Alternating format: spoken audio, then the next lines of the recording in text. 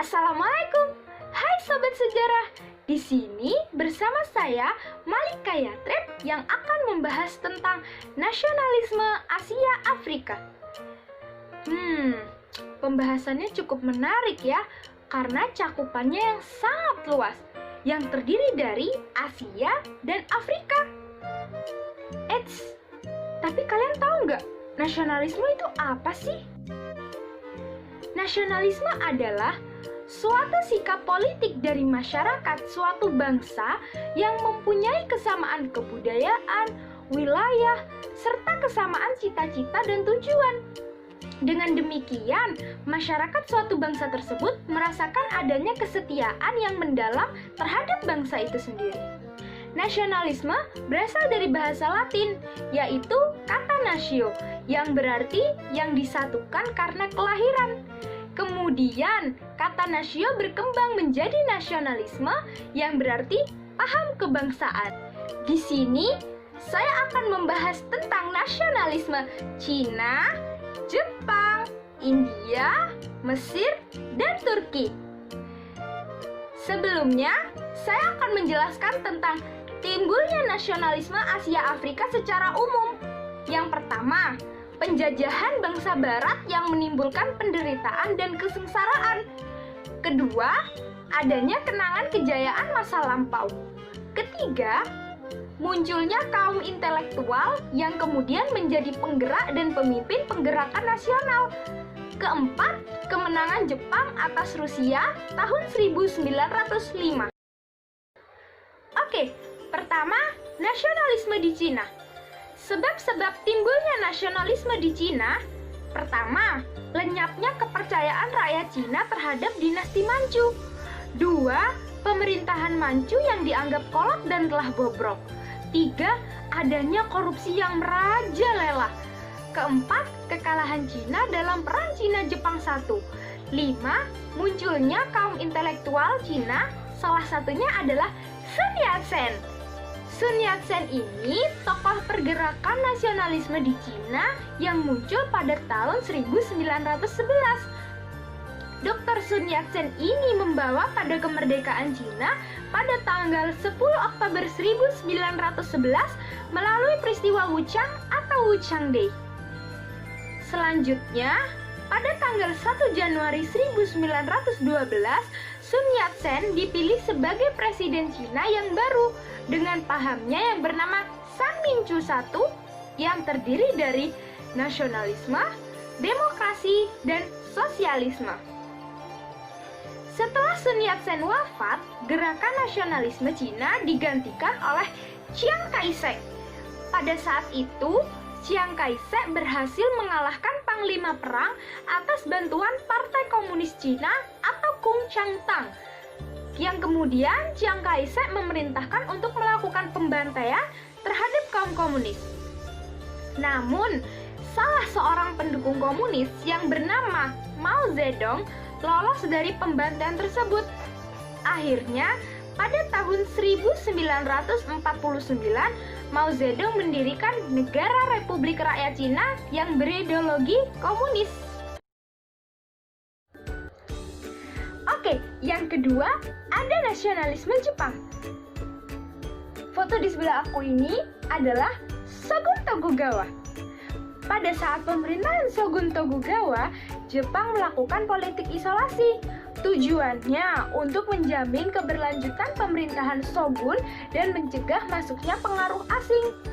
Pada saat itu, Amerika Serikat merupakan salah satu bangsa barat yang ingin masuk ke Jepang untuk membuka hubungan dagang.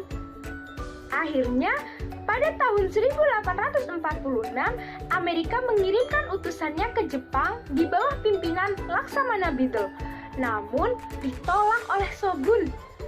Amerika tidak putus asa. Pada tahun 1854, mengirimkan lagi utusannya di bawah pimpinan Laksamana Matthew Perry dan berhasil memaksa shogun untuk menandatangani perjanjian Kanagawa pada tanggal 31 Maret 1854. Dalam peristiwa inilah Jepang mengakhiri politik isolasinya. Jepang mulai sadar akan ketertinggalannya dengan bangsa-bangsa barat. Kondisi ini menimbulkan kemarahan rakyat Jepang terhadap pemerintahan Shogun. Akhirnya, pada tanggal 8 September 1867, Yoshinobu dipaksa turun tahta dan menyerahkan kekuasaannya pada Kaisar Matsuhito atau dikenal sebagai Kaisar Meiji. Kemudian, Kaisar Meiji mengadakan gerakan pembaruan yang dikenal dengan Restorasi Meiji. Berkat Restorasi Meiji ini, Jepang berhasil mengalahkan Rusia dalam peperangan. Selanjutnya, ada nasionalisme India. Sebab-sebab munculnya nasionalisme di India adalah 1. Perbaikan nasib rakyat oleh pemerintah Inggris tidak kunjung datang. 2. Hanya orang-orang Inggris yang berhak menduduki jabatan pemerintahan. 3. Kebudayaan barat dipaksakan di India. 4. Munculnya kaum terpelajar yang mengenyam pendidikan barat. 5. Pemberian status dominion untuk Kanada tahun 1867. Untuk menyatukan kekuatan, pergerakan rakyat India membentuk organisasi kebangsaan All India National Congress tahun 1885. Tokoh-tokohnya adalah Mahatma Gandhi, Jawaharlal Nehru, B.J. Tilak, dan Muali Jinnah. Kemudian ada Liga Muslim India tahun 1906. Selanjutnya ada Santiniketan atau Sekolah Filosofi dan Cinta Bangsa yang didirikan oleh Rabindranath Tagore. Yang terakhir ada Brahma Samad dan Ramakrishna atau Gerakan Nasional di bidang agama. Nah, gambar di samping aku ini adalah Mahatma Gandhi. Mahatma Gandhi adalah tokoh pergerakan India yang paling terkenal yang kemudian dikenal sebagai Bapak Kemerdekaan India. Adapun ajaran-ajarannya Mahatma Gandhi, 1. Ahimsa, yaitu melawan musuh tanpa adanya kekerasan fisik. 2. Satyagraha, yaitu gerakan untuk tidak bekerja sama dengan kaum penjajah. 3. Hartal, yaitu pemogokan atau perlawanan melalui gerakan tidak berbuat apa-apa. 4. Swadesi, yaitu gerakan rakyat India untuk memakai barang dalam negeri. Yang keempat, nasionalisme Mesir. Kebangkitan nasionalisme Mesir diawali oleh pemberontakan Arabi Pasha pada tahun 1881 sampai 1882. Semula pemberontakan ini hanya ekspresi sentimen asing yang terdiri dari Inggris, Perancis, dan Turki. Tetapi akhirnya menjadi gerakan untuk menuntut perubahan sistem pemerintahan. Selain itu, sebab-sebab munculnya nasionalisme di Mesir yaitu adanya gerakan Wahabi dari gerakan agama yang kemudian membentuk pemerintahan. Selanjutnya, ada pengaruh revolusi Prancis yang dibawa oleh Napoleon Bonaparte pada tahun 1798. Kemudian, munculnya kaum intelektual modern. Yang terakhir, adanya gerakan Pan-Arab oleh Amir Sahib Arslan yang menganjurkan persatuan bangsa Arab yang merdeka. Pada tanggal 7 Desember 1907, kaum nasionalis mengadakan Kongres Nasional yang dipimpin oleh Mustafa Kamil. Tujuan kongres ini untuk membangun Mesir secara liberal untuk mencapai kemerdekaan penuh. Pada saat itu, Inggris yang tidak dapat menekan nasionalis Mesir terpaksa mengeluarkan pernyataan unilateral atau Unilateral Declaration pada tanggal 28 Februari. Unilateral Declaration merupakan hal yang sangat bersejarah bagi Mesir karena sejak saat itu dunia internasional menganggap Mesir telah merdeka meskipun belum penuh. Meskipun begitu, kaum nasionalis Mesir terus berjuang melawan Inggris untuk mencapai kemerdekaan penuh.